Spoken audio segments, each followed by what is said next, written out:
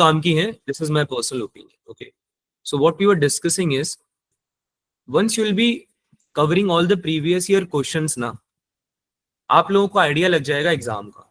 So let's say कि आप heat transfer की प्रैक्टिस कर रहे हो. अब आपने उसके 5 से 10 साल के प्रीवियस ईयर क्वेश्चन सॉल्व कर लिए. सॉल्व करने का मतलब ये नहीं होता कि आपको सारे क्वेश्चंस आने ही चाहिए. ऑब्वियसली नहीं आएंगे. हो सकता है आप पढ़ लो एक बार, जैसे तुमने कैपेसिटेंस पढ़ लिया. अब हो सकता है तुम में से किसी ने नहीं करा हो. लेट्स से कि अंशिका ने सॉल्व कर लिए हैं और लेट्स से कि उन्नति ने नहीं किए. जिसने कर लिए हैं वो फिर से रिवाइज कर सकता है, जिसने नहीं करे वो एक बार, एटलीस्ट एक बार तो आपको करना ही है. Now when you will do this ना, when you will attempt the questions, previous year questions, तो आपको आइडिया लग जाएगा कि क्वेश्चंस कैसे आते हैं. तो सबसे पहले क्या करोगे तुम लोग जाके, अभी सिंस आपका सिलेबस खत्म हो गया इसलिए बता रहा हूं मैं ये सब चीजें. अगर आप में से कोई आज आ रहा है, लास्ट क्लास में नहीं आया था, तो मैं बता दूं कि आपका 12th का सिलेबस खत्म हो चुका है. Right, we are done with the syllabus. Okay, and it's a very good thing कि हमने एक माइलस्टोन अचीव कर लिया है. हमने सिलेबस कंप्लीट कर लिया अपना 12th का. Now we can focus on the preparation part mostly. Now we can focus on the practice part mostly. ठीक है, तो क्या करना है मेरा मेरी बात सुनो ध्यान से. सारे टॉपिक्स एक जगह लिख लो. सारे टॉपिक्स 11th एंड 12th का जो भी सिलेबस है फिजिक्स का, एक जगह लिख लो. टॉपिक लिखने में कोई ज्यादा टाइम नहीं लगता. टिक करते जाओ जिसके प्रीवियस ईयर क्वेश्चन तुमने सॉल्व कर लिए. प्रीवियस ईयर क्वेश्चंस सॉल्व करने का मतलब है कि आपके 20-30 क्वेश्चंस एटलीस्ट सॉल्व करे हुए होने चाहिए अपने हाथ से. ऐसा नहीं सोल्यूशन देख लिया उसे सॉल्व करना नहीं कहते. तुम अपने हाथ से सॉल्व करे हुआ होगा ना तुम्हारा, तब मानना. ठीक है, तो जिन टॉपिक्स के नहीं किए ना बच्चा, उनको लिस्ट कर लेना और फिर उनपे अपनी सेल्फ स्टडी में उस प्लान को इन्फ्यूज करना कि जब मैं प्रिपरेशन कर रहा हूं या कर रही हूं तो एक टाइम टेबल मैंने बना लिया है कि इस टॉपिक के प्रीवियस ईयर क्वेश्चन में स्लोली स्लोली लेते जाऊंगी, है ना. आज नहीं तो मैं 2 दिन बाद कर लूंगा, लेकिन मुझे ये करना है. क्या मेरी बात समझ में आ रही है सब लोगों को? Yes, sir. Yes, sir. Yes, sir. So you Yes, need to sir. Tally. आपको टैली करना है कि आपके प्रीवियस ईयर क्वेश्चंस किन किन टॉपिक्स के बचे हुए हैं. जिन्होंने एक बार अटेम्प्ट कर लिया है वो ये इवेल्युएट करना कि अगर मैंने सब कर लिया है, सारे टॉपिक्स कवर्ड है मेरे, तो फिर मेरे उनमें से कितने परसेंटेज क्वेश्चन सही हो गए थे. देखो, तुम लोग जितना सच खुद से बोलोगे ना, तुम्हारा रिजल्ट उतना ही सच बोलेगा तुमसे. अगर आप लोग खुद को बेवकूफ बना रहे हो कि आपने 10 क्वेश्चन किए और उनमें से 7 के सोल्यूशंस देख के करें और आपने 3 करें खुद से, तो आपका रिजल्ट भी यही आने वाला है. आपसे 3 ही होने वाले हैं वहां पे, वो 7 क्वेश्चंस नहीं होने वाले तुमसे. इस बात को जितना जल्दी आप समझ लोगे उतना बेहतर है. तो जो भी मार्क्स आएंगे ना अगले आने वाले टेस्ट में, वो मेहनत के होने चाहिए. As in, if the paper is coming of 160 marks, if you are scoring 90 marks, वो 90 मार्क्स आपके होने चाहिए. यानी कि अगर मैं आपसे बोल दूं ना कि बेटा फिर से टेस्ट दो मेरे सामने बैठ के, तो तुम 90 ला पाओ, एटलीस्ट 80 तो ला पाओ. ऐसा नहीं होना चाहिए कि 90 भी नहीं आ रहे, 40 मार्क्स आ रहे हैं. क्योंकि अगर आप अभी भी सच नहीं बोलोगे ना खुद से, तो मई में आपको पेपर बोलेगा आपसे, और जब बहुत बुरा लगेगा वो सच सुन के. ठीक है, so do not gate demotivated but get real, है ना. Get real with your self. अपने क्वेश्चंस को एनालाइज करो, प्रीवियस ईयर क्वेश्चन जो तुमने करे हुए थे. और एक और चीज सजेस्ट करूंगा, बहुत छोटी छोटी चीजें हैं, ये बहुत काम आती है प्रिपरेशन में. अगर आप मेरी बात सुनोगे ना तो आपको बहुत हेल्प मिलेगी. जब आप क्वेश्चन प्रैक्टिस करो ना तो रफ में मत करना. अभी तक करें नहीं करें कोई बात नहीं, अब से जो क्वेश्चन प्रैक्टिस करोगे उसको प्रॉपर नोटबुक में बना के रखना. एज एन, अगर मुझे तुम लोग प्रैक्टिस कर रहे हो, मान लो तुम्हें दिसंबर में एकदम से याद आया कि यार मुझे रिवाइज करना है ऑल्टरनेटिंग करंट, तो देखते हैं उसके प्रीवियस ईयर क्वेश्चन मैंने जो करे हुए थे वो उसका क्या स्टेटस है, मतलब कैसे कितने हुए थे मेरे से. तो तुम्हें पता होना चाहिए कि मेरी ये जो ब्लू कलर की नोटबुक है ना, इसको मैं जब मैं खोलूंगी या खोलूंगा तो मेरे को मिल जाएंगे वो क्वेश्चंस. क्या आपको मेरी बात समझ में आ रही है? Yes, sir. Yes, Yes, sir. sir. Test questions आपकी रफ बुक में नहीं होनी चाहिए, रफ नोटबुक में नहीं होनी चाहिए. ऐसा नहीं पेज पे लिखा फेंक दिया फाड़ दिया, वो बिल्कुल नहीं चलेगा. तुम लोगों को बहुत ज्यादा फायदा होगा अगर आप उसको फेयर में करोगे. फेयर एज इन आपके पास सॉर्टेड होना चाहिए कि ये चीजें मैंने 4 महीने पहले भी करी थी, तो कहाँ थी और कैसे थी, है ना. छोटी सी बात है, बहुत हेल्प करेगी. ठीक है, ये तो रही प्रिपरेशन की बात। अब बात करते हैं रिवीजन की। क्लास स्टार्ट कर रहे हैं। आज की क्लास में हम डिस्कशन करेंगे न्यूक्लियर फिजिक्स का पेपर का। ठीक है, जो क्वेश्चंस मैं डिस्कस करूंगा वो अच्छे क्वेश्चन से इंपॉर्टेंट है, तो वो आप साथ में करना मेरे। इसके अलावा हम लोग लॉजिक गेट्स के भी क्वेश्चन प्रैक्टिस करेंगे जो हमने लास्ट टाइम पढ़ा था। उसमें अगर एक दो कोई चीजें बची हुई तो हम बिट टाइम कवर कर लेंगे, बट मोस्टली आपका कवर हो चुका है पूरा सिलेबस। तो अब आप अपनी सेल्फ स्टडी का प्लान बना सकते हो। अब जो भी होगा वो रिवीजन क्लास के साथ होगा। तो अब की क्लासेस बहुत इंपॉर्टेंट होने वाली हैं, because I will be focusing more on practice and you guys also need to focus more on practice, because theory part is mostly done. So अगर हम थ्योरी पार्ट पढ़ेंगे भी तो उसको प्रैक्टिस की तरह पढ़ेंगे। लॉजिक गेट्स के क्वेश्चन बचा लास्ट में होंगे। ठीक है, so if you don't want to practice questions of nuclear physics you can join later on, but I would suggest कि ओके आप सर। रहें इसमें, है ना, but that is your call. मैं कभी भी किसी आप लोगों में से किसी को भी फोर्स नहीं करूंगा किसी चीज के लिए। बस if you don't want to practice nuclear physics के क्वेश्चंस, अगर आपको लगता है आपको सारे आते हैं और कॉन्सेप्चुअली सही भी हैं आपके एकदम, तो आप अभी ज्वाइन, मतलब आप लीव कर सकते हो, आप ज्वाइन कर लेना आधे घंटे बाद। अगर चैप्टर नहीं हुआ है तो definitely you should stay in the class. It's not just for Chetna, it's for a lot of other students. मुझे पता है क्योंकि आप लोगों के नहीं हुए, बिकॉज जो आप डिस्कशन करोगे ना क्वेश्चंस के थ्रू, वो आपको बहुत हेल्प करेगा व्हेन यू विल बी री रीडिंग दैट चैप्टर। जब आप उसको पढ़ोगे दोबारा जाके या पहली बार पढ़ोगे थ्योरी, तो आपको समझ में आने लगेगी वो theory. Trust me, there is nothing like कि आप अगर क्वेश्चन प्रैक्टिस अभी कर रहे हो तो आपको नहीं समझ में आने वाला। बहुत बेसिक चीजें हैं वो। ठीक है, एंड फिजिक्स जैसा जो सब्जेक्ट है ना वो क्वेश्चंस के थ्रू ही पढ़ा जाता है। थ्योरी पार्ट केवल कॉन्सेप्ट समझने के लिए होता है, ताकि आपका ब्रेन फंक्शन करता थ्योरी पे है ना, इसलिए आपको कराया जाता है। अदरवाइज जब क्लियर होता है ना टॉपिक, क्वेश्चंस के थ्रू होता है। ठीक है, तो अगर आपको ऐसा लग रहा है कि नहीं पढ़ा है, किसी ने नहीं पढ़ा है, तो आप रहो क्लास में, देखो एक बार क्वेश्चंस को कैसे सॉल्व हो रहे हैं। कुछ ना कुछ आपको फायदा डेफिनेटली होगा। ठीक है, and regarding the preparation part, जो मैंने बताया उनको याद रखना। एक बार चालू करो उस तरीके से। किसी को भी कोई भी दिक्कत आ रही है, you can reach out to me any time. ठीक है, कुछ पूछना है किसी Yes, को sir. स्पेसिफिकली, और should we start the class now?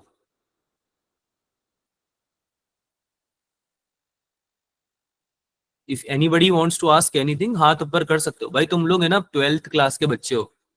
12th या उससे बड़े बच्चे जो होते हैं ना, वो इतने सिंसियर और इतने समझदार हो चुके होते हैं कि अपनी प्रॉब्लम्स बता पाए एटलीस्ट। ठीक है, तो अगर किसी को शर्म आती है ना क्लास में कुछ भी पूछने में, तो बेटा याद रखना ये तुम्हारे रिजल्ट, तुम्हारे करियर, तुम्हारी लाइफ का सवाल है। अपने आसपास देख लो जितने भी बच्चे हैं ना, ये इनमें से हार्डली आप किसी से बात करने वाले हो कुछ टाइम के बाद, अगर आप जानते हो ऑलरेडी तो। वैसे तो तुम जानते ही नहीं होंगे कई लोगों को। तो डजेंट मैटर कि कोई क्या सोचता है यार, तुम्हारी करियर की जो रिस्पॉन्सिबिलिटी वो केवल तुम्हारी है। अगर कोई भी सवाल आता है ना मन में, उसको पूछा करो बिंदास, कोई भी। ठीक है, okay. So if anybody wants to ask anything they can raise their hand, they can put it in the chat as well. मैं स्क्रीन शेयर कर रहा हूँ मीनवाइल। ठीक है,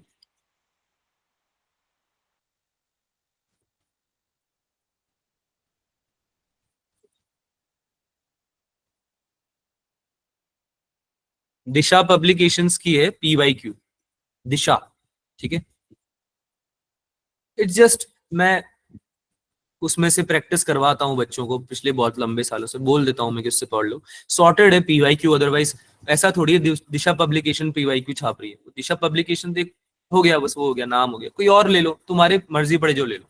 इट डजेंट मैटर, अरिहंत की ले लो, किसी की भी कंपनी की ले लो। ठीक है, जो मिल रही है वो ले लो, बट PYQ की एक बुक होनी चाहिए आपके पास, ताकि आप PDF से अपने फोन, टैबलेट, लैपटॉप से नहीं पढ़ रहे हो। ठीक है, PYQ सॉल्व करते हो तो आपके पास बुक होनी चाहिए। अगर आपको लगता है कि आपके लिए जरूरी नहीं है या आप नहीं लेना चाहते, तो आप PDF से भी पढ़ सकते हो, ऐसा कुछ नहीं है, कोई रेस्ट्रिक्शन नहीं है। मैं बस सजेस्ट इसलिए कर रहा हूँ क्योंकि वो एक बेटर तरीका होता है क्वेश्चन करने। ठीक है, अगर आपको सही लगता है तो आप वो ले लीजिए।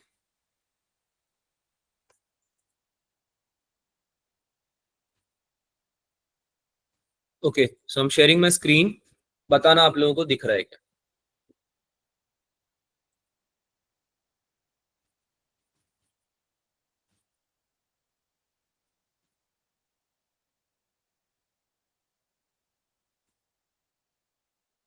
विजिबल है क्या बच्चों? Yes, sir. am I audible as well? क्या मेरी आवाज आ रही है आप लोगों को? Yes, sir. एक सेकंड.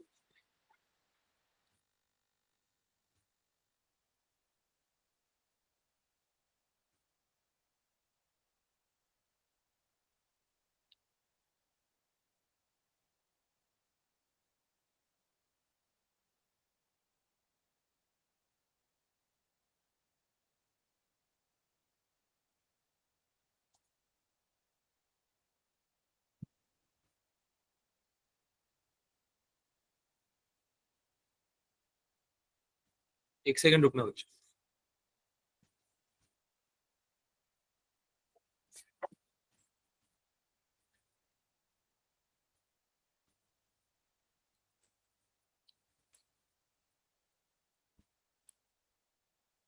am I audible बच्चों? आवाज आ रही है अभी? Yes, sir. Yes, Yes, sir. sir. Yeah. Clear now? आवाज क्लियर है या थोड़ी फेडेड है? Clear, sir. क्लियर है? Yes, ओके, clear है. Let's start the class. Let's begin our class.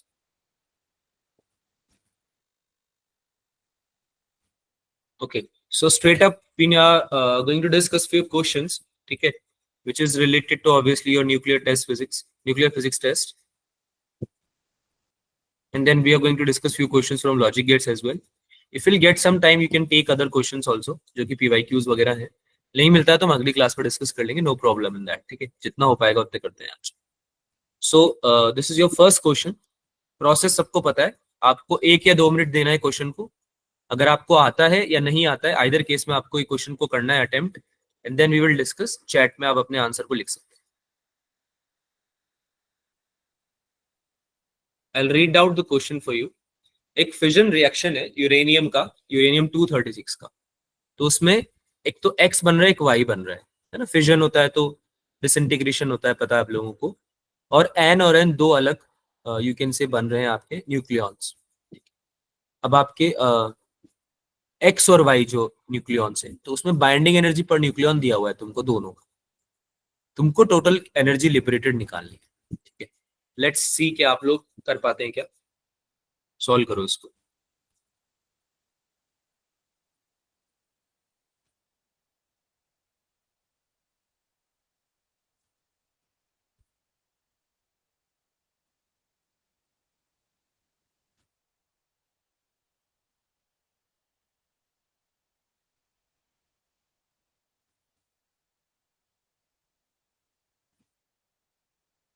एक बच्चे का आंसर आ गया. I am waiting for other students also.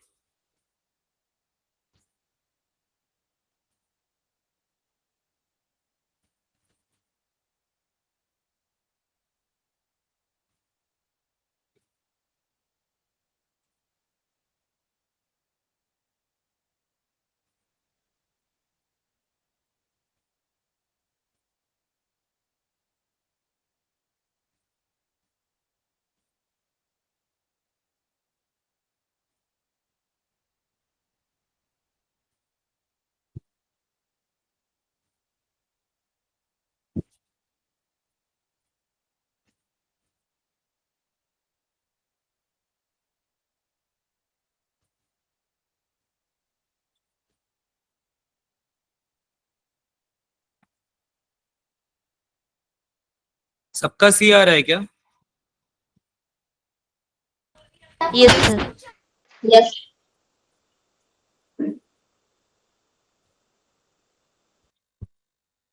अच्छा, आप में से कितने बच्चे दिल्ली से हैं? कितने बच्चे हैं जो दिल्ली में रहते हैं?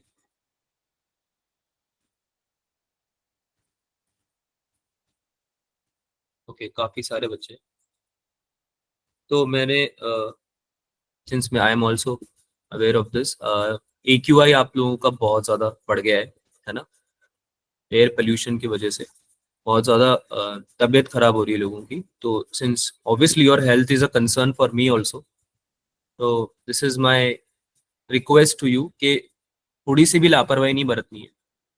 अगर कहीं जा रहे हो तो मास्क वास्क लगा के जाओ भाई, ठीक है. तुम लोग वैसे बचपन से रह रहे हो, मुझे पता है ना. मुझे भी हो गए बहुत साल, लेकिन फिर भी थोड़ी एक्स्ट्रा प्रिकॉशन रखो, क्योंकि पहले से भी ज्यादा बेकार रहने लगा है अब थोड़ा एनवायरमेंट, है ना।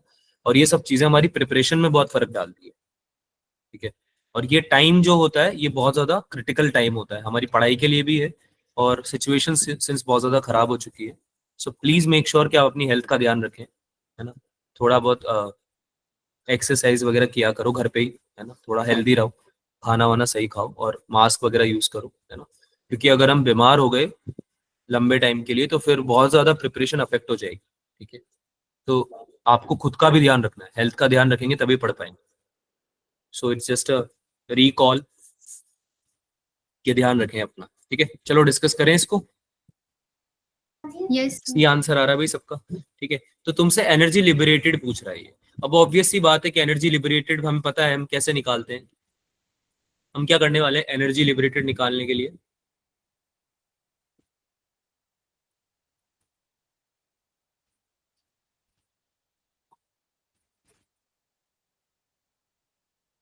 जो आपके न्यूक्लियॉन्स बने एक्स और वाई, जो आपके न्यूक्लियॉन्स बने इन दोनों को ऐड करेंगे, इन दोनों का ए। ए ए क्या होता है? Mass number, yes, sir. है ना। तो यस कितना हो सर। जाएगा भाई? 234 हो जाएगा क्या? Yes, sir. ठीक है। इसको हम Yes. मल्टीप्लाई करते थे, याद करो, बाइंडिंग एनर्जी पर न्यूक्लियॉन से। किससे मल्टीप्लाई करते थे? Binding energy per nucleon. Binding energy per nucleon से, ठीक है। ये मल्टीप्लाई हो जाएगा कितने से? 8.5, सॉरी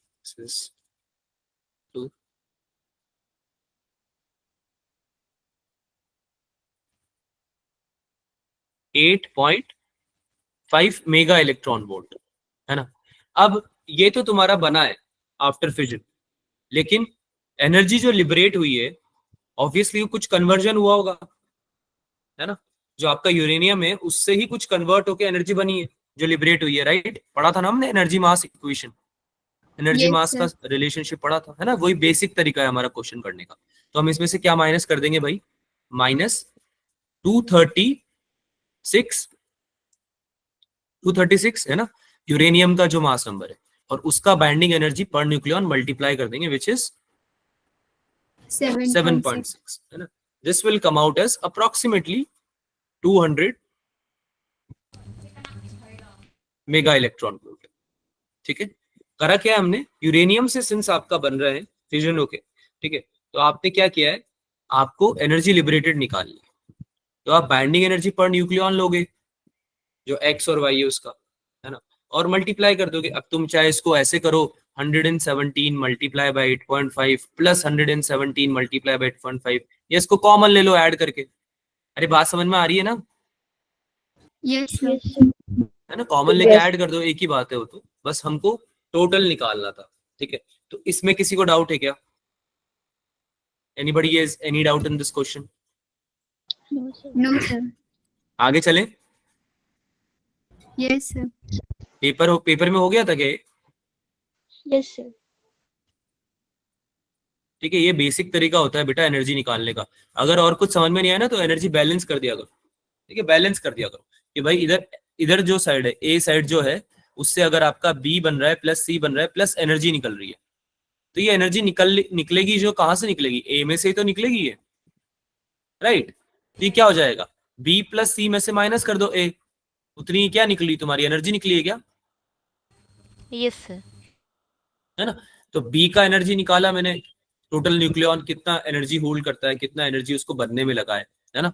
और सी को बनने में कितनी एनर्जी लगी है, और ए को टूटने में कितनी एनर्जी लगी है ना। तो ये टोटल निकाली मैंने, और इसमें से इसको माइनस कर दिया, तो आपका एनर्जी लिबरेटेड आ गया, ठीक है। आगे चलें। Yes, sir.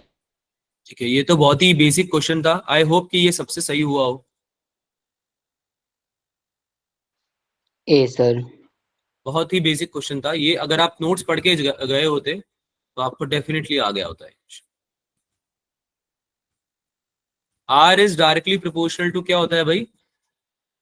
A to the power 1/3, yes sir. है ना। ए क्या होता है इसमें? व्हाट इज ए बच्चों? ए क्या होता है? अरे फॉर्मूला याद है, ये नहीं पता ए क्या होता है?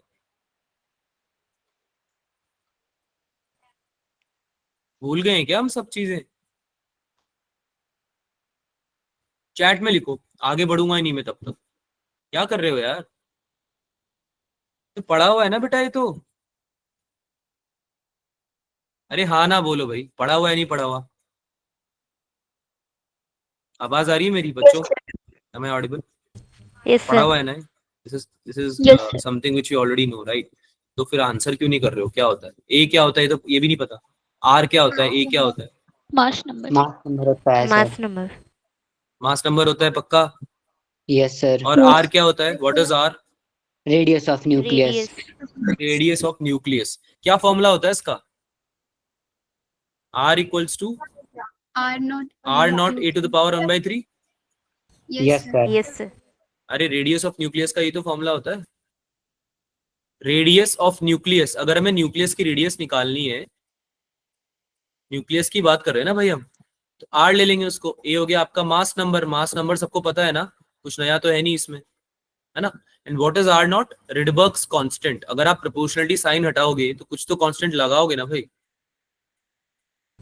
Yes, sir. रिडबर्ग्स कांस्टेंट क्या होती है इसकी वैल्यू? मैंने वैल्यू भी बताई थी इसकी। Sir, Fermi. 1.2 into 10⁻⁻15 metre, Yes, sir. Yes sir. Yes, sir. है ना? या फिर अप्रोक्सीमेटली 1.2 फर्मी मीटर, है ना? भाई ये तो चीजें पड़ी हुई ना सारी। Yes sir. ठीक है, ये चीजें नहीं बोलनी है, बेसिक चीजें हम बोल लेंगे तो फिर क्या से काम चलेगा। आई नो कि आपको इसका आंसर पता था, आप सब लोगों ने ऑलमोस्ट सही करके आए होंगे तुम लोग ये, लेकिन फिर भी ये पता तो होना चाहिए ना कि कर क्या रहे हैं। वरना तो कोई कॉन्सेप्ट से हिले हुए हैं फिर तो हमारे, हमें चीजें याद नहीं है, वो तो दिक्कत की बात है फिर।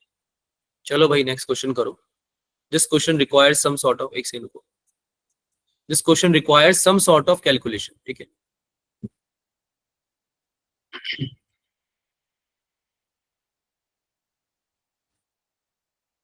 एनर्जी रिलीज निकालनी है इसमें भी। बाइंडिंग एनर्जी दे रखी है ड्यूट्रॉन की और हीलियम एटम की। फ्यूज हो रहे, फ्यूजन हो रहा है इनका, और एक सिंगल हीलियम एटम बन रहा है। न्यूट्रॉन फ्यूज होके क्या बना रहे भाई? हीलियम बना रहे, और एनर्जी रिलीज हो रही होगी। पहले तो इक्वेशन लिखो, first right the equation. Chemistry आती है तुम लोगों को? इतनी इतनी केमिस्ट्री आती है तुम्हें? एटॉमिक नंबर्स और मास नंबर भी बैलेंस करना आता है तुम लोगों को, पता है मुझे। तो इक्वेशन लिखो पहले तो, उसके बाद आंसर क्वेश्चन सॉल्व करो। चैट में आंसर चाहिए मुझे।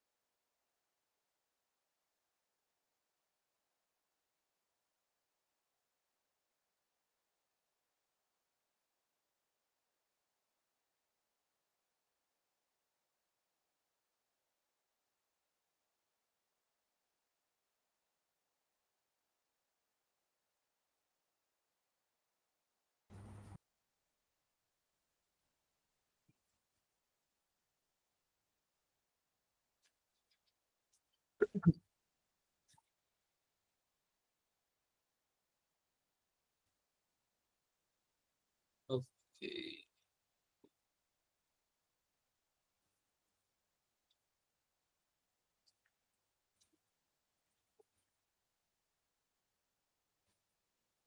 सर लास्ट क्वेश्चन में तो वॉल्यूम पूछा था। अच्छा, हाँ हाँ हाँ बच्चा, dimple is pointed out, dimple ही है ना? हाँ, डिम्पल ने सही पॉइंट आउट किया है भाई।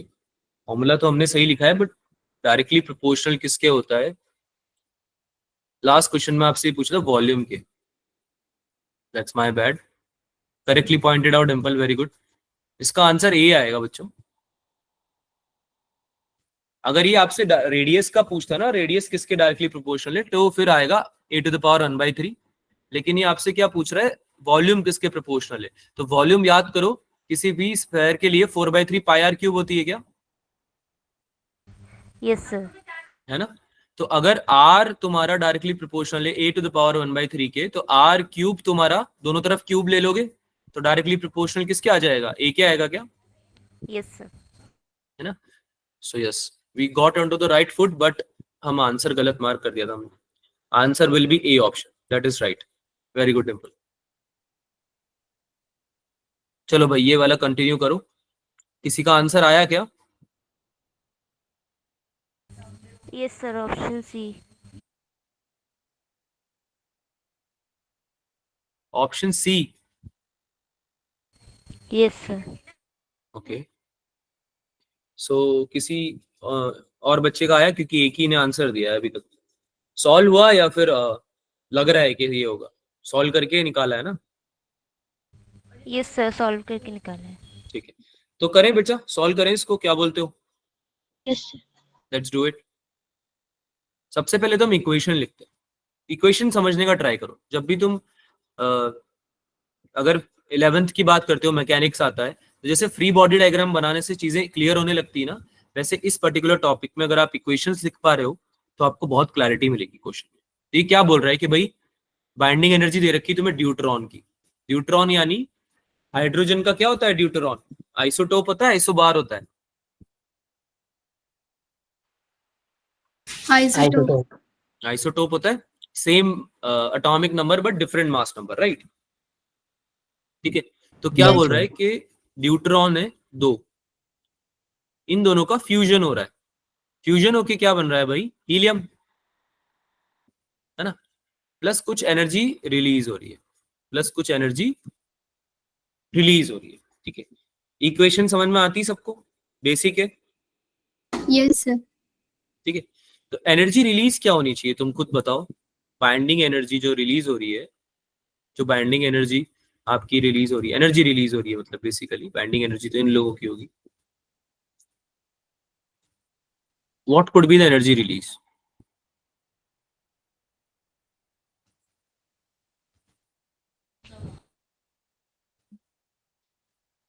बताओ, सोच के बताओ, क्या हो सकता है?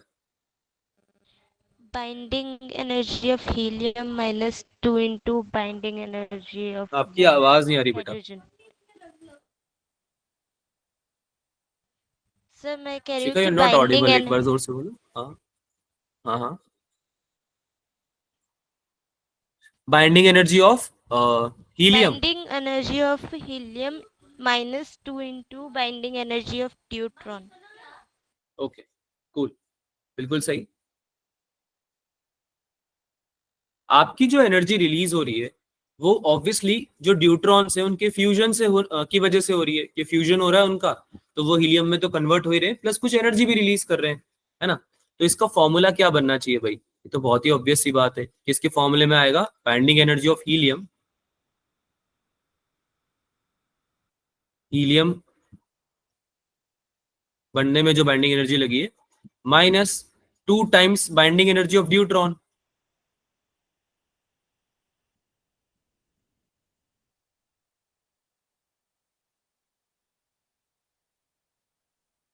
क्योंकि ये फ्यूजन हुआ है ना, यहाँ पे दो चीजें फ्यूज होके एक चीज बनी है। तो एनर्जी जो रिलीज हुई है वो किस में हुई है? बाइंडिंग एनर्जी जो यूज हुई है आपकी हीलियम की, उसमें से जितनी भी एनर्जी आपकी अगर माइनस करोगे आप ड्यूट्रॉन की, तो जो बची एनर्जी वो रिलीज हो जाएगी। क्या ये बात समझ में आ रही सबको? अगर दो यस चीजों सर। का फ्यूजन हो रहा है ना, तो उससे कोई चीज बन गई, लेकिन सारी एनर्जी थोड़ी ना कंज्यूम करी वो चीज बनने में। है ना। अगर वो पर्टिकुलर जो भी आपका XYZ प्रोडक्ट है उसमें से अगर आप माइनस कर दोगे रिएक्टेंट्स का, है ना, एनर्जी, टोटल एनर्जी माइनस कर दोगे, जितना भी बाइंडिंग एनर्जी है उनका, तो आपकी वो एनर्जी निकल जाएगी जो कि रिलीज हुई है ना, क्योंकि सारी एनर्जी थोड़ी ना यूज हुई है बनने में, सॉरी सारी एनर्जी थोड़ी ना आपका हीलियम लेके बैठा है ना। तो इसको हम कैसे सॉल्व करेंगे, हम इंडिविजुअली निकालना पड़ेगा हीलियम की बाइंडिंग एनर्जी और ड्यूट्रॉन की बाइंडिंग एनर्जी। इसको यहाँ पे निकाल लेते, बाइंडिंग एनर्जी ऑफ हीलियम कैसे निकालेंगे इसको, किसी को पता है तरीका, हीलियम की बाइंडिंग एनर्जी कैसे निकाल सकते हैं?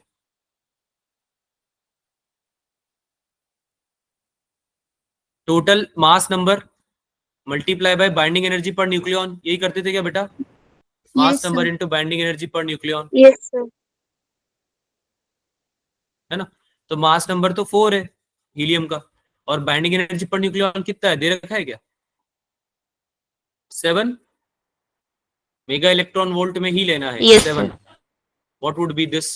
78 सॉरी 28 मेगा इलेक्ट्रॉन वोल्ट, ये हो जाएगा 28. आंसर, है ना, 28 हो जाएगा। साइमल्टेनियसली ड्यूटेरियम का भी निकाल सकते हो, ड्यूट्रॉन का भी निकाल सकते हो। ड्यूट्रॉन की क्या हो जाएगी, 2 इंटू 1.1,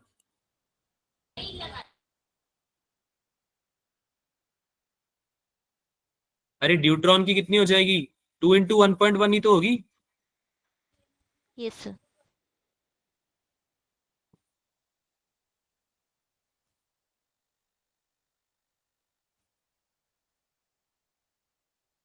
स्क्रीन विजिबल है क्या बच्चों? Yes, sir. Yes. Okay, 2 into 1.1, this will be 2.2 mega electron volt. क्या ये समझ में आ रहा है? अरे हाँ ना बोलो भाई।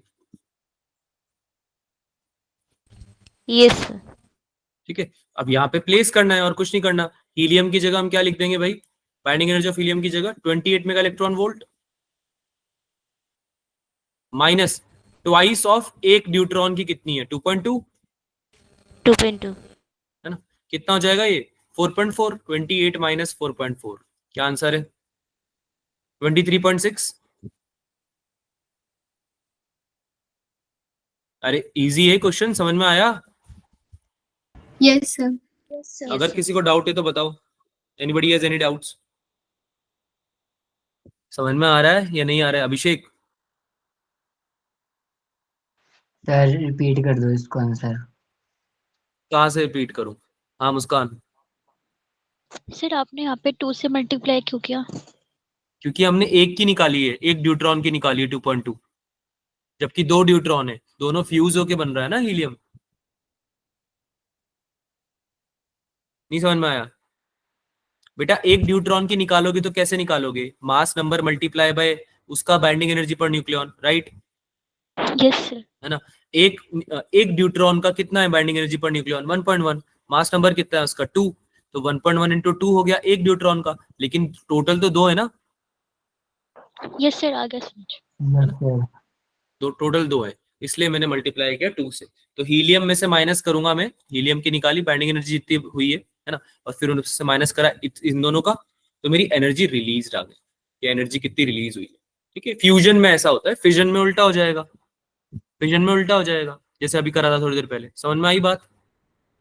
Yes, sir. Yes sir Yes. है ना, आएगा। एक को एनर्जी चाहिए बनने के लिए और एक एनर्जी निकाल रहा है, दोनों केस में एनर्जी रिलीज होती है, लेकिन एक को बनने के लिए चाहिए होती है, एक को एक जो होता है वो बन चुका होता है, इसलिए एनर्जी रिलीज होती है। समझ में आया बात? Yes, sir. Yes sir. चलो भाई आगे चलते हैं। ओके, ये क्लास में लिया हुआ है मैंने, ये क्वेश्चन होना चाहिए था आप लोगों से, इसको सॉल्व करेंगे सब लोग।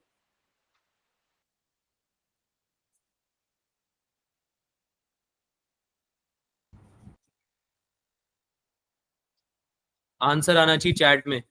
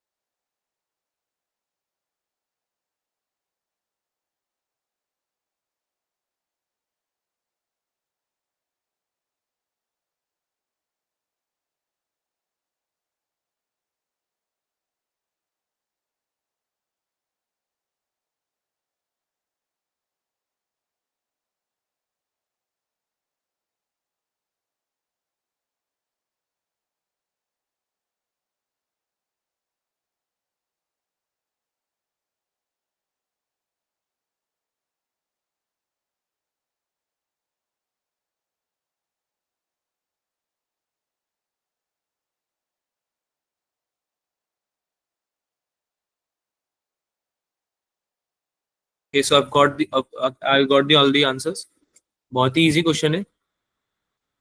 सिंस ये हमने क्लास में डिस्कस कर लिया था, अगर आप नोट्स रिवाइज करके गए होंगे तो आपसे हो गया होगा बहुत इजीली, राइट? क्या हो जाएगा भाई इसका आंसर? A. ऑप्शन है। ए ऑप्शन हो जाएगा. फॉर्मूला पता है सबको, अभी अभी डिस्कस किया था, R equals to R not A to the power 1/3 होता है Yes, ना? sir. इसको Yes, इधर sir. ले जाएंगे, आर बाई आर नॉट लिखा हुआ है ना, मैंने डिस्कस किया था ऐसे. जो भी तुम्हें क्वेश्चन में दिया हुआ हो उसको बनाने का ट्राई किया कर.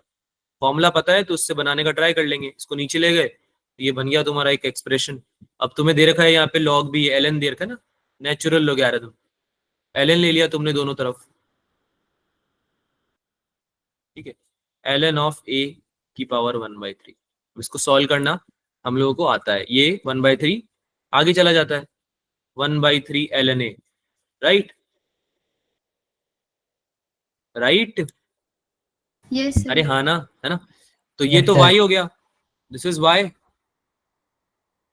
है ना? और ये हो गया x, और ये हो गया m. तो y इक्वल्स टू mx का नहीं बन रहा है क्या इक्वेशन? देखो, straight yes line, sir. Yes, sir. Right? Pretty easy, है ना? So the answer is A option. Any doubts? No, sir. है ना? y पे ये ln r upon r not रख रहा था और x पे ये ln a रख रहा था. So that's how we got to understand कि आपका ये y इक्वल्स टू mx का इक्वेशन. ये मूविंग फॉरवर्ड, अगला वाला करो भाई.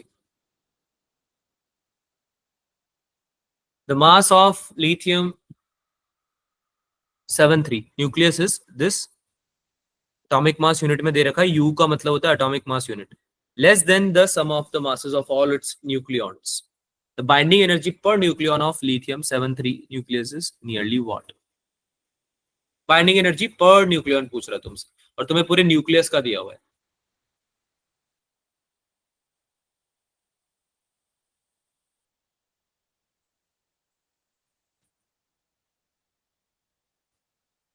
करो ट्राई सॉल्व करने का, फिर डिस्कस करेंगे इसको.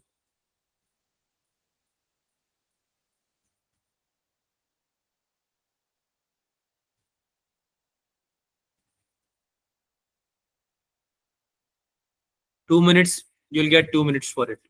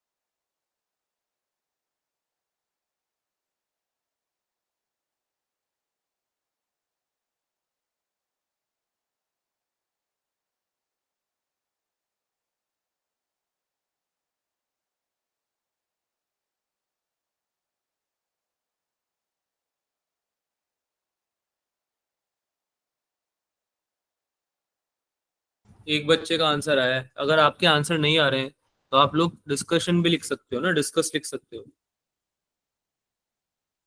अगर किसी का आंसर नहीं आ रहा है तो डिस्कस लिख सकता है वो।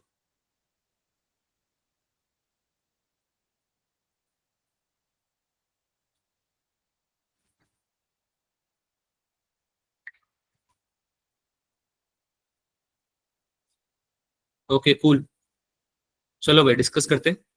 ठीक है, देखते हैं क्या आंसर आ रहा है। बी आ रहा है अधिकतर बच्चों का तो। ठीक है कूल। तो क्वेश्चन आपको क्या बोल रहा है, क्वेश्चन समझो पहले। क्वेश्चन बोल रहा है कि आपको निकालना है बाइंडिंग एनर्जी पर न्यूक्लियर। ठीक है, लिथियम का 7 3 आपका जो न्यूक्लियस है उसका, और आपको मास दे रखा है, मास दे रखा है पूरे न्यूक्लियस का, है ना। बोल रखा है कि इतना less than sum of the masses of all its nucleons है। एग्जैक्टली मास नहीं दे रखा, मतलब ये बोल रखा है कि जो सम ऑफ ऑल द न्यूक्लियॉन्स है उससे इतना कम है।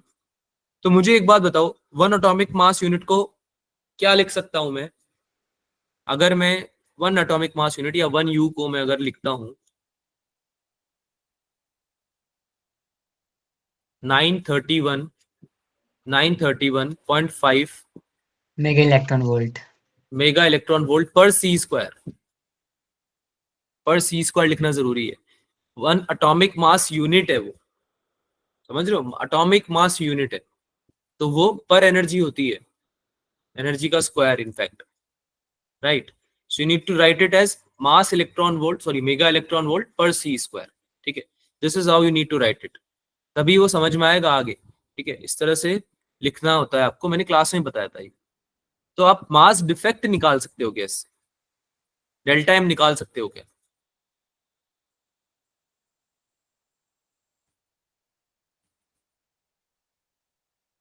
अरे यार, डेल्टा एम निकाल सकते हैं ना बेटा। क्वेश्चन में क्या दिया हुआ है?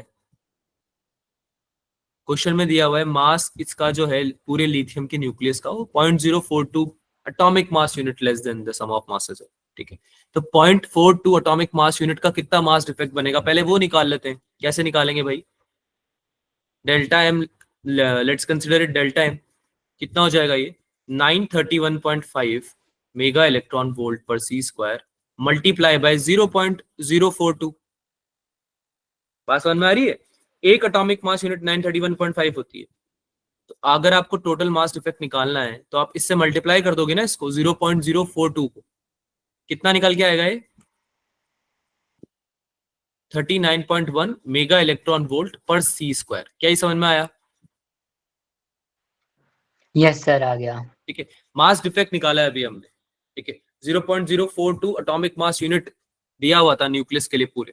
ठीक है, अब आपको निकालनी है binding energy. Binding energy per nucleon तो बाद में निकलेगी ना, पहले तो बाइंडिंग एनर्जी तो निकालें हम। जो मास डिफेक्ट हमारा हुआ है उसकी बाइंडिंग एनर्जी निकालनी पड़ेगी। तो क्या बाइंडिंग एनर्जी का फॉर्मूला ये वाला पता है सबको? बाइंडिंग एनर्जी जो होती है वो होती है delta M into c square. Yes do sir. We know this one? क्या ये वाला पता है हमें फॉर्मूला? Okay cool. तो ये कितना हो जाएगा? डेल्टा एम सी स्क्वायर है, तो डेल्टा एम की जगह रख देंगे हम उसकी वैल्यू, यानी कि 39.1 मेगा इलेक्ट्रॉन वोल्ट अपॉन सी स्क्वायर। ठीक है, इसको हम मल्टीप्लाई करेंगे किससे? किससे करेंगे भाई? सी स्क्वायर से। अरे सी स्क्वायर से ही Yes, करेंगे sir. ना, तो ये तो कट जाएगा, ये तो कट जाएगा। कितना बचेगा? 39.1 मेगा इलेक्ट्रॉन वोल्ट आया। आपको दोनों में डिफरेंस दिख रहा है बेटा? ये मास है, this is mass. Mega electron volt per C square is mass, it's not energy. किसी को ऐसा तो नहीं लगता कि ये एनर्जी है? एनर्जी का यूनिट मेगा इलेक्ट्रॉन वोल्ट में होता है, मेगा इलेक्ट्रॉन वोल्ट पर सी स्क्वायर में नहीं होता। क्या समझ में आ रहा है या नहीं आ रहा है? अरे यार, E equals to M c square समझ में आता है ना सबको? ये तो Yes, समझ sir. में यस आता है ना सर। एनर्जी की इक्वेशन जो होती है। Yes, sir. तो इस इक्वेशन में अगर आप सी स्क्वायर को नीचे ले जाओगे तो ये एम ही तो बनेगा बेटा। E अपॉन सी स्क्वायर क्या होता है? मास होता है ना। मास डिफेक्ट बोल लो या मास बोल लो, डेल्टा एम बोल लो या एम बोल लो, समझ में आती सबको ये बात, है ना। Yes sir. तो ये आपका मास है, this is atomic mass, sorry mass defect basically, है ना। So if you want to find the energy you need to multiply it with c square. तो आपका आ जाएगा 39.1 mega electron volt. This is your binding energy. क्या ये आपकी binding energy आई है आपकी? पर न्यूक्लियन नहीं आई है, पूरे न्यूक्लियस की आई है। ठीक है, पूरे न्यूक्लियस की आई है। अगर आपका 1 एटॉमिक मास यूनिट होता तो हम डायरेक्टली लिख देते ना, डायरेक्टली लिख देते हम 931.5। समझ में आ रही है बात? अगर आपका 1 एटॉमिक मास यूनिट होता पूरा, ठीक है, तो उसका मतलब क्या होता कि कोई डिफेक्ट ही नहीं है, कोई मास में डिफेक्ट ही नहीं आया है। क्या आपको ये बात समझ में आ रही है मेरी? मास में डिफेक्ट आया है इसलिए आपकी बाइंडिंग एनर्जी कम हो गई है, अदरवाइज आपकी 931.5 मेगा इलेक्ट्रॉन वोल्ट पूरी की पूरी होती। तो 931.5 मेगा इलेक्ट्रॉन वोल्ट जो एनर्जी है ना, वो बेसिकली डिफाइन ऐसे की गई है कि 1 एटॉमिक मास यूनिट 1 AMU का बनाने में कितनी एनर्जी लगेगी, न्यूक्लियस बनाने में 1 एटॉमिक मास यूनिट का कितनी एनर्जी, तो 1 का लिए पूरा 931.5 आ जाएगा। ठीक है, लेकिन सिंस ये 1 से कम है, 0.042 है, तो हमने उतने के लिए निकाल ली, 39.1 आ गई। अब तुम्हें पर न्यूक्लियन निकालनी है। क्या इसके आगे का तुम बता पाओगे क्या? बाइंडिंग एनर्जी पर न्यूक्लियन निकालनी तुम्हें। पर न्यूक्लियन कैसे लिखूंगा? EB/A लिख दूंगा। ठीक है, क्या हो जाएगा भाई आंसर? 39.1/7 हो जाएगा क्या बच्चों? Yes, sir. Yes, sir. This will come out as 5.6 mega electron. That is B option. क्या ये समझ में आया क्वेश्चन? Yes, sir. पक्का? आगे चलें। Cool. Okay, it's a easy one. Theoretical question है। अगर समझ में आ गया है लास्ट वाला, तो ये जल्दी से आंसर बता दो इसका। This is very easy question. This has to be, मतलब होना चाहिए था आपसे ये पेपर में।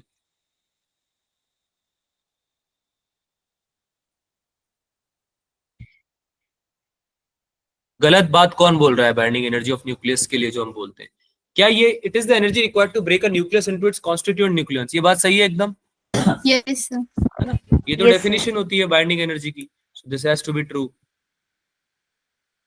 It is the energy release when free nucleons combine to form a nucleus. अब अगेन हम दोनों चीजें बोलते हैं ना, अरे ब्रेक करना हो न्यूक्लियस को, या फिर वो आपके एनर्जी जो रिलीज हो रही है जब कंबाइन हो रहे हैं न्यूक्लियॉन्स, तो भी आपकी बाइंडिंग एनर्जी ही तो होती है वो जो एनर्जी रिलीज होती है। So this is also true. True या फॉल्स बताओ? ट्रू है ना? True. It is the sum of the rest masses energy of its nucleons minus the rest masses of energy of nucleus. C option. और D option क्या बोला? It is the sum of the kinetic energy of all the nucleons in the nucleus. ये तो गलत बात है। Kinetic energy का थोड़ी ना सम होता है हमारे पास। Yes, sir. This is false, so this has to be true. और ट्रू है भी ये क्या बोल रहा है कि जो सारे रेस्ट मासेस हैं आपके, the sum of all the rest mass energies, sorry not rest masses, rest mass energies अपनी अपनी न्यूक्लियॉन्स की, अगर आप उसको माइनस करोगे, minus the rest mass energy of the nucleus, तो आपका जो बचेगा उसको बोलते हैं बाइंडिंग एनर्जी। इसको लिख भी लेंगे हम। This is one more definition of binding energy. It is the energy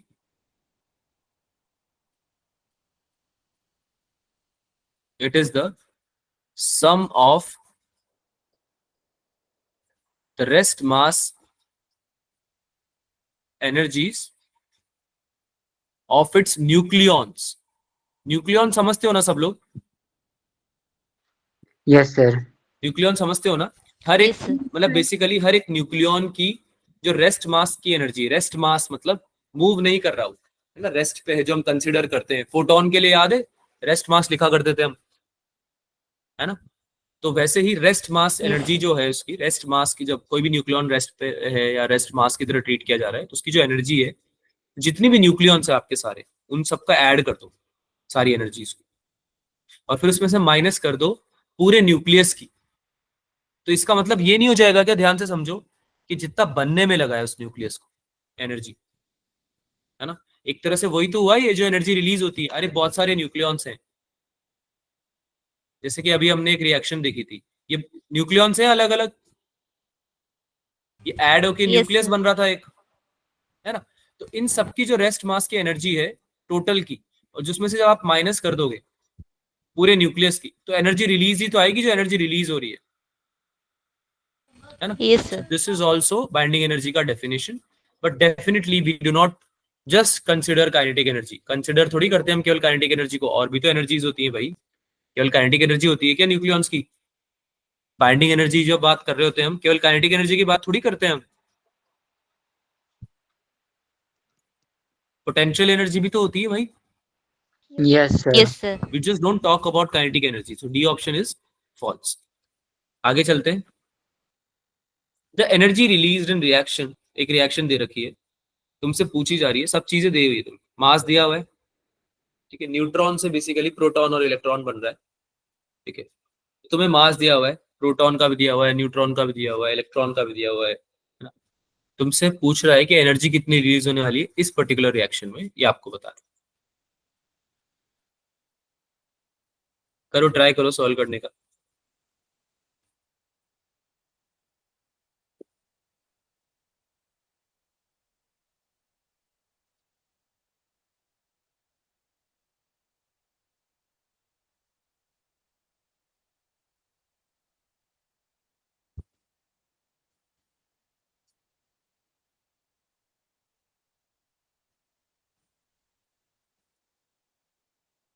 You can take some time for this.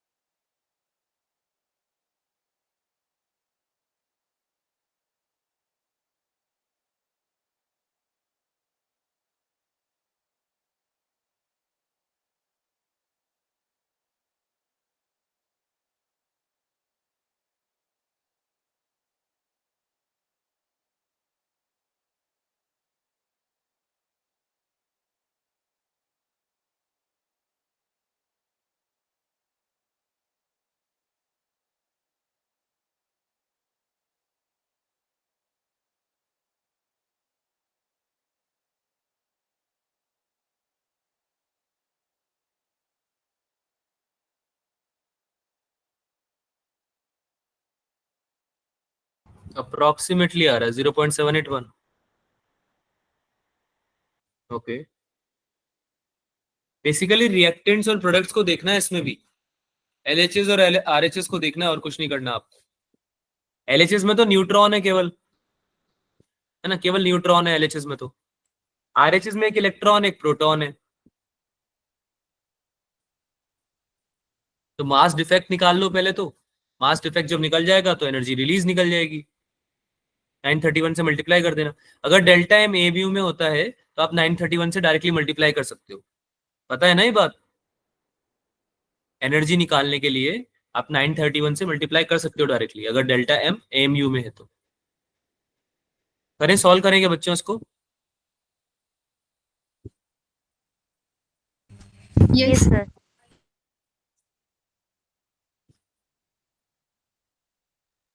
अगर नहीं आता है ना क्वेश्चन तो डिस्कस लिख दिया करो, ठीक है। मतलब ऐसा जरूरी नहीं है कि आप वेट करो मेरा, आपको लिख देना है discuss.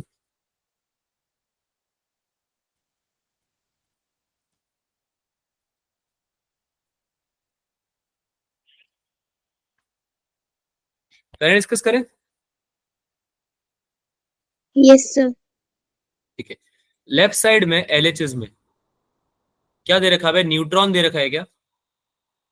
Mass of Yes, sir. Neutron कितना दे रखा है? 1.00866 एएमयू में दे रखा है सब कुछ, तो इतना कुछ टेंशन लेने की जरूरत वैसे भी नहीं है। आरएचएस में आपको प्रोटॉन का दे रखा है, मास ऑफ प्रोटॉन 1.00727, और इलेक्ट्रॉन का दे रखा है, इलेक्ट्रॉन का कितना दे रखा है? 0.00055 एएमयू, सब एएमयू में दे रखा है, ठीक है। तो आरएचएस का टोटल आपको निकालना पड़ेगा क्या? सिंस एलएचएस में एक ही है तो MP Yes, plus sir. ME निकालना पड़ेगा ना, टोटल मास, मास डिफेक्ट निकालने के लिए। तो कितना हो जाएगा ये? 1.00727 प्लस 0.00055, कितना आंसर आ रहा है बेटा इसका? ऐड करके किया किसी ने? 1.00782 782 एएमयू, ठीक है। This is your summation total mass, RHS side किया का टोटल मास है ये। और ऐसा क्यों किया हमने? क्योंकि हमें सबसे पहले मास डिफेक्ट निकालना पड़ेगा एनर्जी निकालने के लिए, डेल्टा एम। और क्या हो जाएगा ये? न्यूट्रॉन के मास में से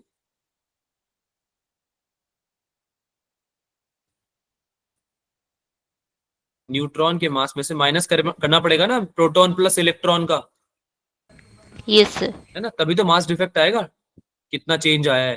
तो कितना हो जाएगा ये? 1.00866 माइनस 1.00782, क्या आंसर आ रहा है भाई इसका? 0.0084, 0.000 तीन बार है, 84 एएमयू, यही आ रहा है क्या? डेल्टा एम यही आ रहा है क्या बच्चों? Yes, sir. Yes. समझ में आया या दोबारा समझाना है? सर आ गया समझिए। रेज योर हैंड अगर समझ में नहीं आया तो, दोबारा एक्सप्लेन करना है तो हाथ ऊपर करो।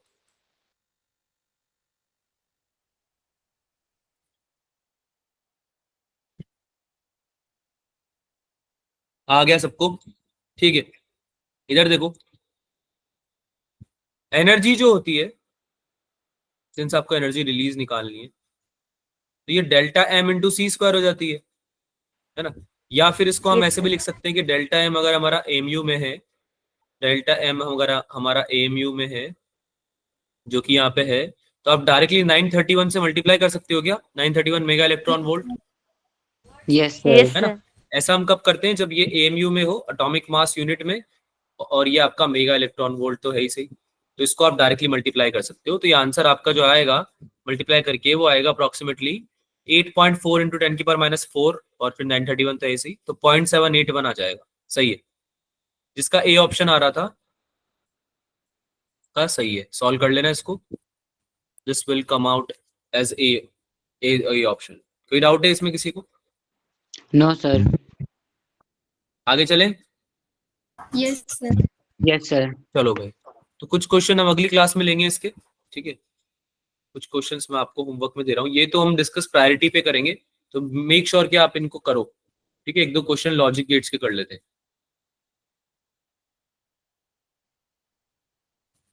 तो जो मैंने यहाँ पे लिखे हैं ना आपको, ये तो लेने ही है आपको होमवर्क में। इसके अलावा कोई और डाउट है तो वो भी डिस्कस कर लेंगे, बट ये तो करना ही है। समझ में आ रही है बात? Yes, sir. Yes sir. ठीक है, cool. So let's discuss few questions of logic gates. एक क्वेश्चन आपके स्क्रीन पे है, इसको सॉल्व करने का ट्राई करेंगे सब लोग।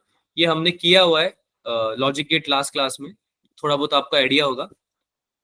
ट्राई करो सॉल्व करने का, फिर नहीं होगा तो मैं डिस्कस करूंगा इसको।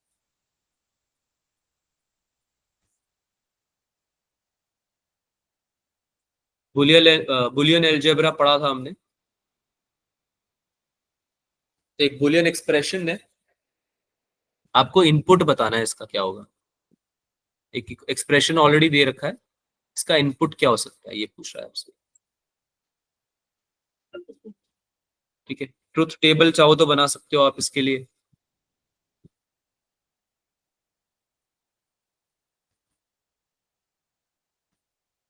हाँ अभिषेक बोलो। सर मैंने लास्ट क्लास नहीं लगा के आया सर। अच्छा थोड़ा वेट करो, फिर मैं आंसर बताऊंगा ना तो उसको देखना। ठीक है, और लास्ट क्लास की नोट्स पढ़ लेना, मैं अभी शेयर कर देता हूँ पूरा ही सब कुछ। ठीक है, do revise last class notes. ठीक है, लॉजिक गेट्स एनीवे बहुत छोटा टॉपिक है, अगर लॉजिक गेट्स की वजह से आप परेशान हो रहे हो, आप मेरे रिकॉर्डिंग देख सकते हो, नोट्स पढ़ सकते हो, यूट्यूब से भी पढ़ सकते हो, जैसे भी कंफर्टेबल हो तुम लोग। ठीक है, तुम्हें जैसे भी पढ़ना है वैसे पढ़ सकते हो, बहुत छोटा टॉपिक है, 20-30 मिनट का टॉपिक है हार्डली है, और इसके चक्कर में अगर आप इसको छोड़ रहे हो तो आप बहुत बड़ी गलती कर रहे हो ना।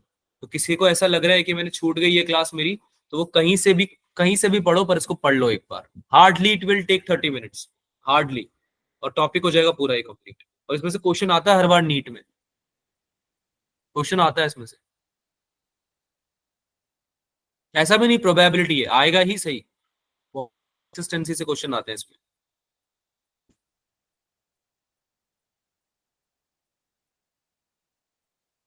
इनपुट बताना है, आउटपुट दे रखा है, आउटपुट है 1, आउटपुट 1 आ रहा है, तो जिसने भी लॉजिक गेट पढ़ा था तुमको ये पता होना चाहिए कि आप इनपुट देते थे कुछ, है ना, ए और बी दो हैं यहाँ पे वेरिएबल्स, तो ए और बी में कुछ तो इनपुट दे रहे हो तुम, जिससे कि 1 आंसर आ रहा है, तो इनपुट आपको पता करना। ठीक है, एक्सप्रेशन आपको दिया हुआ है, अगर आपको समझ में नहीं आ रहा है या नहीं आंसर आ रहा है तो आप डिस्कस भी लिख सकते हैं।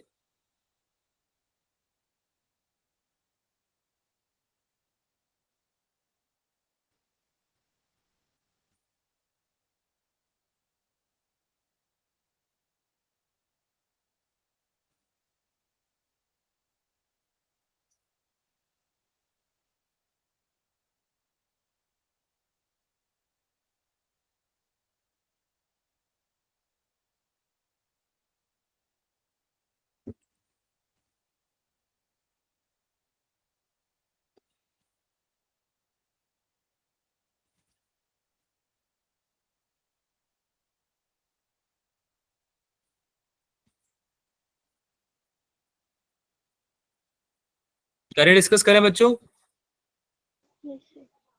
शैल we discuss yes this. Sir. हाँ ना बोलो भाई। Yes sir. ठीक है, चलो भाई, बुलियन एक्सप्रेशन है, लेट्स से कि इसको हम कुछ y इक्वल्स टू कुछ ले लेते हैं, z इक्वल्स टू जैसे भी तुम लेना चाहो।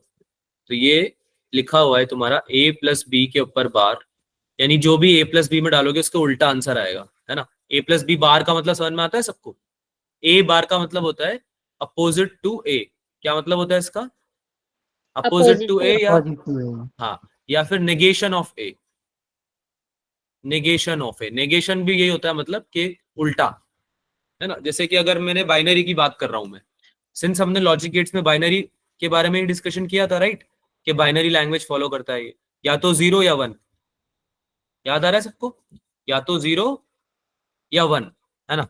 तो अगर मैं ए बार लिख रहा हूं तो मतलब इसका मतलब ये कि अगर मैं ए को एक इनपुट दे रहा हूं 0, जैसे मैंने तुम्हें बोला 0, यानी कि मैंने बोला जैसे तुम्हें सर्किट में स्विच को ऑफ कर दो, उसका मतलब होता है 0, लेट्स से एग्जांपल है, तो आपका ए बार का मतलब है कि आपको स्विच ऑफ नहीं करना, आपको क्या करना है, स्विच, अरे बोलो, स्विच ऑन करना है। स्विच ऑन करना है, यानी उल्टा करना है। अगर बार बना हुआ है ना ऊपर, तो यानी जो भी इनपुट है उसका उल्टा करना है, बात समझ में आ रही है? सॉल्व जब करेंगे उसको तो उसका उल्टा आएगा आंसर। तो ए प्लस बी अगर आम का आंसर आ रहा है switch on, A plus B का मतलब अगर ऑन है, तो ए प्लस बी बार का मतलब होगा स्विच ऑफ। क्या ये बात समझ में आई सबको, बहुत सिंपल तरीके से? Yes sir. सर अगर अरे ऐड भी होगा बाकी तो बच्चे, माइनस करना उसको। आपको ए प्लस बी का टोटल रिजल्ट का नेगेशन निकालना है बेटा। ए प्लस बी के बार का मतलब है कि ए प्लस बी का जो रिजल्ट आएगा ना, उसका अपोजिट आपको करना है। ठीक है, आउटपुट आपका उसका अपोजिट आएगा। ऑब्वियसली ये ए प्लस बी बार नहीं है ना एक्सप्रेशन, इसमें तो डॉट ए डॉट बी वाला भी है ना पार्ट, उसको सॉल्व करना पड़ेगा अभी, है ना, वो सॉल्व करेंगे अब। लेकिन क्या ये आपको समझ में आया कि केवल अगर ए प्लस बी बार लिखा होता क्वेश्चन में, तो उसका मतलब सिंपल सा ये होता, अगर मैं दे देता क्वेश्चन में, let's say A plus B bar equals to 1, A plus B bar equals to 1। क्या मतलब कि output A plus B bar का 1 है, तो क्या आप ए प्लस बी की वैल्यू बता सकते हो कितनी आएगी? -1 सर। 0 अरे आपने, अच्छा आपने पढ़ा नहीं ना ये बेटा, -1 नहीं होता है इसमें, सब कुछ 0 या 1 होता है।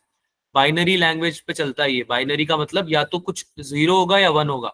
यस या नो समझते हो ना, या तो यस या नो, ठीक है? Yes sir. और कुछ नहीं बात करते हम बात ही नहीं करते कुछ और, या तो हाँ है या ना है, ठीक है? तो 0 और 1 की तरह लेते हैं इसको हम ऐसे देखते हैं कि जैसे मान लो आपका हाई वोल्टेज है, ठीक है? कोई भी चीज, कोई भी ऑप्शन में हाई वोल्टेज है, तो आप लेट्स से कि हाई वोल्टेज को 1 बोल रहे हो, तो फिर लो वोल्टेज को आप क्या बोलोगे? 0 बोलोगे। बात समझ में आ रही है?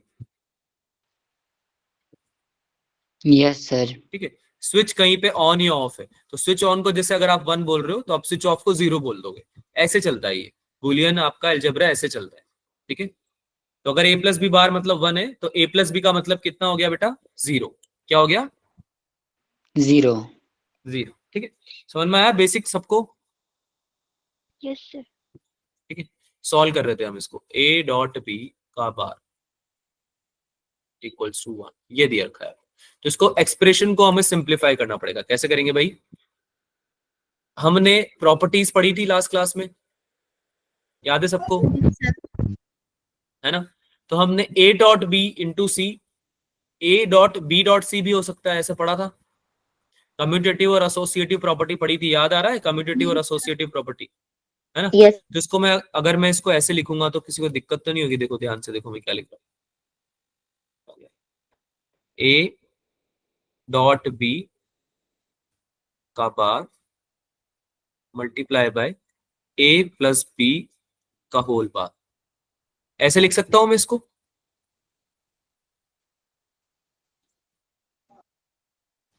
बेटा कम्यूटेटिव एसोसिएटिव प्रॉपर्टी पढ़ी थी ना, A into B equals to B into A होता है, याद आ रहा है? A into B equals to B into A होता है। तो अगर ए प्लस बी बार को ए ले रहे हो आप, और ए डॉट बी बार को आप बी ले रहे हो, तो आप ए डॉट बी को बी डॉट ए भी लिख सकते हो ना, पी इंटू क्यू को क्यू इंटू पी भी लिख सकते हो। समझ में आ रही बात? Yes sir. है ना? एक को पी ले लो, एक को क्यू ले लो, तो पी इंटू क्यू को आप पी डॉट क्यू को क्यू डॉट पी भी लिख सकते हो, उल्टा करके ऐसे लिख सकते हो। Commutative associative property flow follow करता है आपका, है ना? डिस्ट्रीब्यूटिव प्रॉपर्टी फॉलो करता है आपका बुलियन अलजेब्रा, जिसमें हम डील कर रहे हैं अभी, लॉजिक किड्स, ठीक है? नाम बड़े बड़े, इसके नाम से मत डरना। बुलियन नाम सुन के घबरा जाओ, या ये जो डॉट है सुन के घबरा जाओ, बार सुन के घबरा जाओ, कुछ भी चीज सुन के घबराना नहीं है। बहुत ईजी है, क्योंकि अभी मैं इसी चीज को अगर मैं ऐसे लिख देता ना कि बच्चों, अगर मैं ऐसा लिख रहा हूं कि 2 multiply by 3 equals to 3 multiply by 2 होता है, तो इसमें तुम कुछ कतराते क्या? कुछ घबराते क्या इसको अगर मैं ऐसे लिखता तो? No sir. No sir. अरे हाँ बोल देते ना तुम जल्दी से कि हाँ सर ये तो होता ही है, 2 इंटू 3 तो 3 इंटू 2 होता ही है। अरे बात समझ में आ रही है? Yes sir. यस है सर ना? बस उसी चीज को यहाँ पे लिखा हुआ है, तो उसमें कुछ भी ऐसी चीज नहीं है तुम्हें नहीं आती, तो कोई भी देख के घबराएगा नहीं, देख के रिजेक्ट नहीं करेगा ना, रिजेक्ट नहीं करना है देख के। समझो? अभी आ जाएगा समझ में। आगे सॉल्व करते हैं। अब तुमने केवल कम्यूटेटिव प्रॉपर्टी नहीं पढ़ी थी, एसोसिएटिव भी पढ़ी थी। तो एसोसिएटिव और डिस्ट्रीब्यूटिव प्रॉपर्टी के हिसाब से हम इसको कैसे लिख सकते हैं, ध्यान से देखना। ए डॉट बी के ऊपर बार है, A bar dot B bar dot A bar dot B bar, इसको मैं तोड़ के भी लिख सकता हूं। तोड़ के एज इन, अगर मैं यहां से ये जो बार है आपका, इसको इंडिविजुअली लिखना चाहूं तो भी मैं लिख सकता हूं, ठीक है? ये भी हमने डिस्कस किया था ऐसे, ठीक है? स्टिल वो सेम मतलब देगा आपको, ठीक है? ये क्वेश्चंस आपको बहुत हेल्प करेंगे आगे, इनको ध्यान से समझना। अब देखो मैं इसको कैसे लिख रहा हूं। मैंने अब ब्रैकेट खोला है, डिस्ट्रीब्यूटिव प्रॉपर्टी याद है सबको? यस सर है ना? तो उसको यूज करते हुए मैं क्या लिख रहा हूं, ध्यान से देखना। ए इंटू ए, यानी A bar multiply by A bar, bracket के बाहर आपका आएगा डॉट बी बार, ठीक है? प्लस बाकी का दूसरा भी मल्टीप्लाई हो जाएगा क्या? ए बार बाहर आ जाएगा इस बार, और अंदर क्या आ जाएगा? बी बार और बी बार। ये समझ में आया? बीच में डॉट लगा दो, परेशान मत हो, ये लो डॉट लगा। क्या ये समझ में आया? यस सर ठीक है, डिस्ट्रीब्यूटिव प्रॉपर्टी जो यूज करते थे अलजेब्रा में वही यूज करिए मैंने, कुछ अलग यूज नहीं किया। अब इसको यूज करने का पर्पस क्या था, इसको मैं सिंप्लीफाई करना चाह रहा था बेसिकली, और सिंप्लीफाई हो भी गया अगर आप ध्यान से देख सकते हो तो। ए बार डॉट बी बार बन जाएगा, क्योंकि ए बार मल्टीप्लाई बाय ए बार आपका ए बार ही होने वाला है, और B bar multiply by B bar आपका बी बार ही होने वाला है। नहीं समझ में आई बात? अगर आप 0 मल्टीप्लाई बाय 0 लिखोगे या 1 मल्टीप्लाई बाय 1 लिखोगे तो वो तो सेम आंसर आएगा ना बेटा। Yes sir. अगर मैं 0 मल्टीप्लाई बाय 0 लिखूंगा तो 0 ही आएगा, या 1 मल्टीप्लाई बाय 0 लिखूंगा तो 1 ही आएगा। क्या ये बात समझ में आती है? अरे हाँ ना बोलो भाई। Yes sir. Yes sir. है ना? तो इसमें, क्योंकि इसमें स्क्वायर अगर आप करना चाहो, जैसे अगर आप इसको ऐसे देख रहे हो ना, x मल्टीप्लाई बाय x, तो आप बोलोगे सर x स्क्वायर हो जाता है। अगर आप ऐसे देखना चाहो, है ना, वैसे तो ये तरीका नहीं है, पर अगर आप ऐसे देखना चाहो, ठीक है, तो भी एक्स स्क्वायर यहाँ पे 0 का स्क्वायर 0 ही होने वाला है और 1 का स्क्वायर 1 ही होने वाला है। क्या ये बात समझ में आ रही है आपको? Yes sir. है ना, 0 का स्क्वायर भी 0 होगा, 1 का स्क्वायर भी 1 होगा, तो यहाँ पे ये हो जाएगा a बार, है ना, multiply by b bar, plus ये भी क्या हो जाएगा, a bar multiply bye b बार। क्या ही समझ में आया? अरे अभी तो एक्सप्लेन किया बेटा।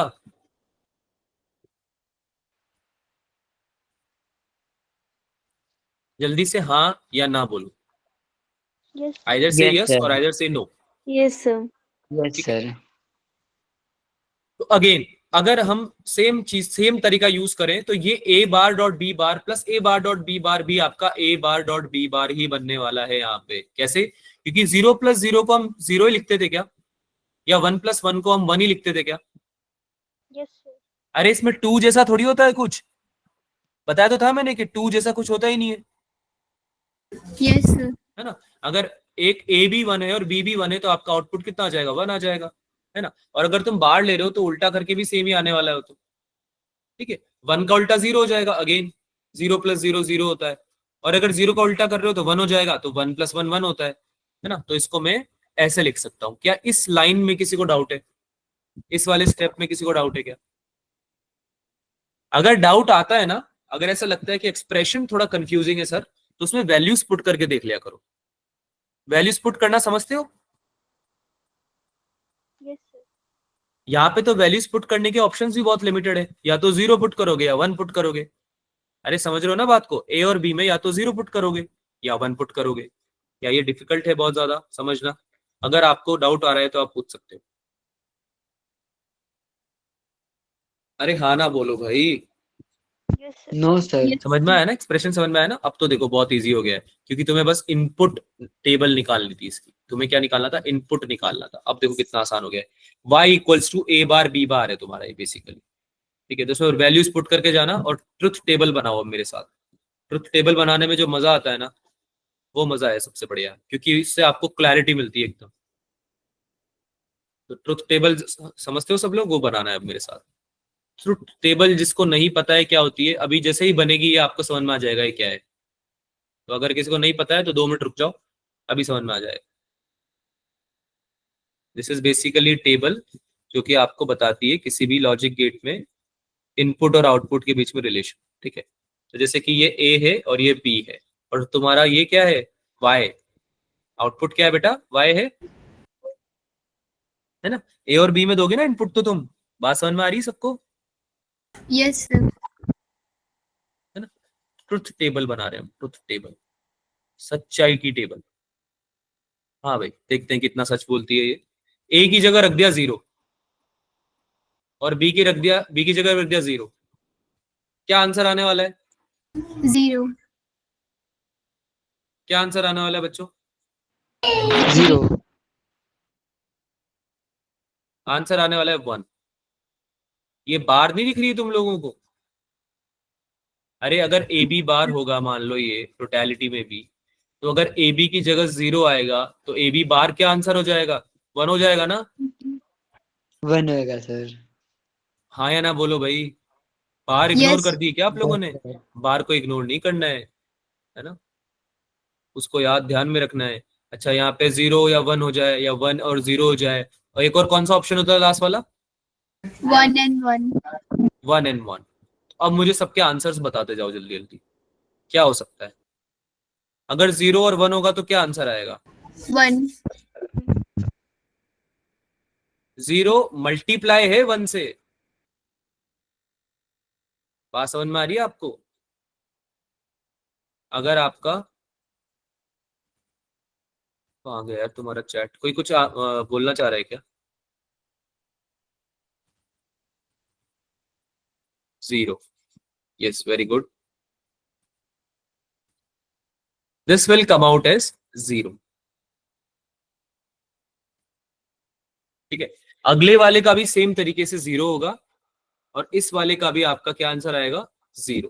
ठीक है, अब आप इसमें इसको पुट करके देख लो। जब भी ये एंड गेट होता है, अगर आपका 0 और 1 है, ठीक है, तो इसमें आपका 1 ही आने वाला है आउटपुट, है ना, लेकिन इसके ऊपर बार है, तो ये कितना हो जाएगा? 0 हो जाएगा क्या? अरे याद करो ना बेटा, भूल गए क्या सारे?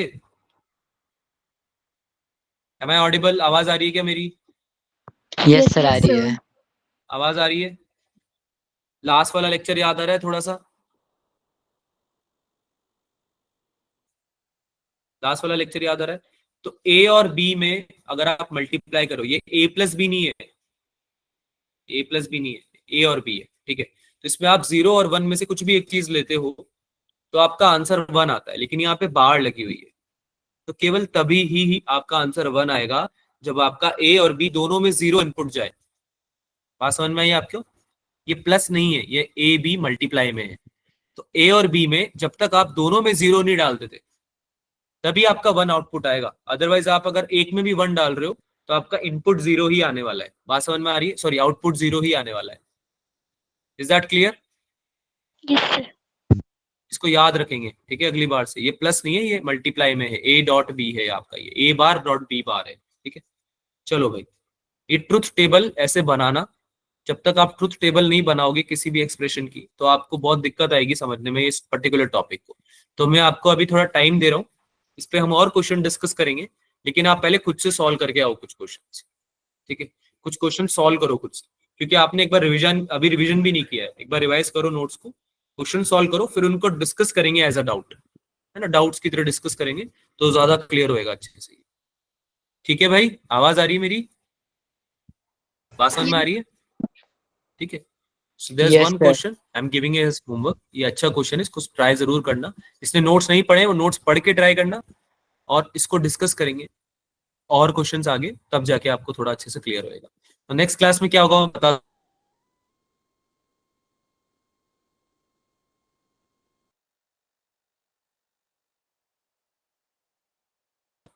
अभी आपका होमवर्क है वो आप सुन लो। एक तो आपको लॉजिक गेट्स के क्वेश्चन प्रैक्टिस करने हैं, I will share the resources, और एक अपना न्यूक्लियर फिजिक्स वाला जो पेपर है उसके क्वेश्चन में नियम करके आना, और कोई डाउट हो तो वो भी डिस्कस कर लेंगे, ठीक है। ये आप करके आना। Is this clear? Yes, sir. बच्चों आया ना? अरे आवाज हो गया? Yes, sir. मिलते हैं अगली क्लास में। किसी को कुछ पूछना है तो बताओ, else you can leave the class. क्या यस सर, पूछना है कुछ?